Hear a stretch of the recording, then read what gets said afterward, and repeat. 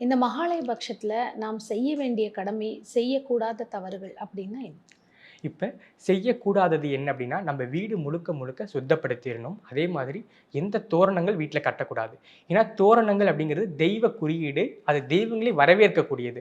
அந்த தெய்வ குறியீடு எல்லாமே முன்னோர்களை தடுக்கும். ஏன்னா, முன்னோர்கள் நம்மள ஆசையா நம்மள பார்க்கறதுக்காக வராங்க. ஸோ நம்ம வீட்ல என்ன பண்ணணும்னா, இந்த மாவிலை தோரணங்கள், எந்த ஒரு தோரணமும் இருக்கக்கூடாது. வீட்டுக்கு முன் தெய்வ குறியீடு எதுவும் இருக்கக்கூடாது. அதே மாதிரி வாசல்ல கோலம் போடக்கூடாது.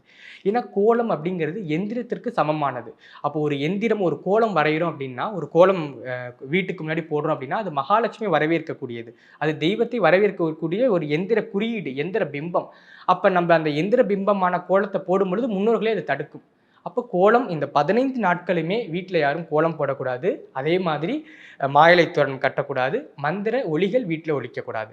அந்த 15 நாட்கள் நம்ப முன்னோர்களுக்கான நாள். நமக்கு உடலும், உயிரும், உண்ணும் இடமும் குடுத்த முன்னோர்களுக்கான நாள். அவர்களுக்கான மரியாதைய நம்ம செலுத்தணும்.